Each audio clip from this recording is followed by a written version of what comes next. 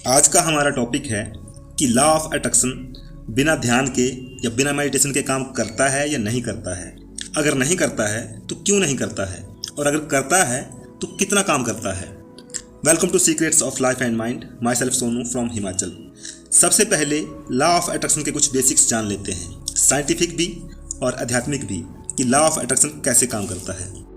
हम लाइफ में कुछ भी अट्रैक्ट करते हैं तो यूनिवर्स से करते हैं, और यूनिवर्स से हमारा कांटेक्ट करने का जो जरिया है वो है हमारी वाइब्रेशंस। हम अपनी वाइब्रेशंस यूनिवर्स में भेजते हैं और हमारी वाइब्रेशन के आधार पर वो चीज़ें हमें जल्दी या लेट मिलती हैं या हमारी ओर आकर्षित होती हैं। और दूसरी बात ये कि ये लॉ ऑफ अट्रैक्शन का नियम है कि दो एक जैसी वाइब्रेशन पैदा करने वाली चीज़ें एक दूसरे की तरफ आकर्षित होती हैं, एक दूसरे को अपनी ओर आकर्षित करती हैं या फिर इकट्ठा होने की कोशिश करती हैं। चाहे वो चीज़ें पॉजिटिव वाइब्रेशन पैदा करने वाली हों या फिर चाहे नेगेटिव वाइब्रेशन पैदा करने वाली हों।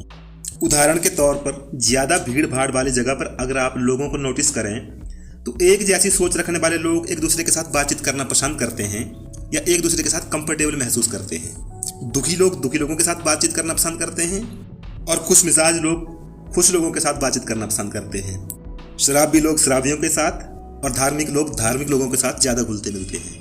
यहाँ पर किसी की अच्छाई और बुराई की बात नहीं है, यहाँ पर एक दूसरे की सोच और एक जैसी वाइब्रेशन की बात है। दूसरा, आध्यात्मिक रूप से जो बातें सामने आई हैं वो ये है कि जहाँ आशा तहाँ बासा, या फिर जैसे कर्म वैसे ही कर्म फल।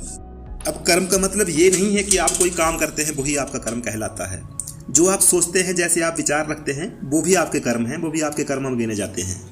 जिन चीज़ों का आप बार बार चिंतन करते हैं और जिन चीज़ों में आप सदैव अपना ध्यान बनाए रखते हैं वही चीज़ें आपका कर्म फल बनकर आपको मिल जाती हैं।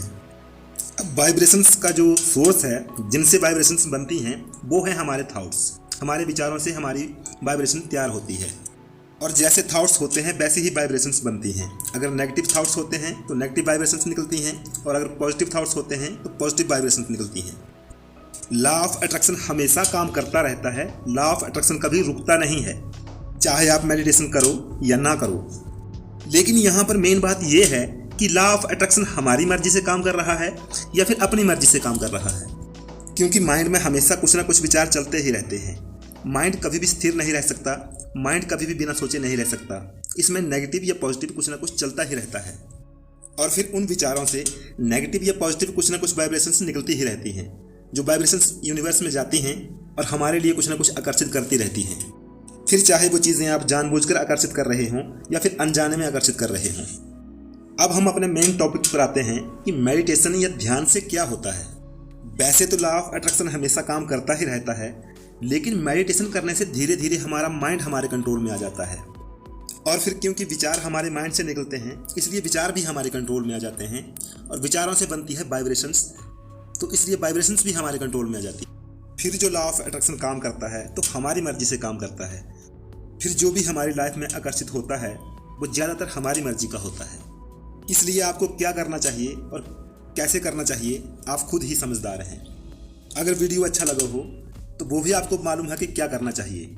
लाइफ के लिए, सक्सेस के लिए मैं लाता रहूँगा आपके लिए खास बातें, एक नई सोच के साथ, एक नए विचार के साथ। मिलते हैं अगले वीडियो में, तब तक के लिए धन्यवाद।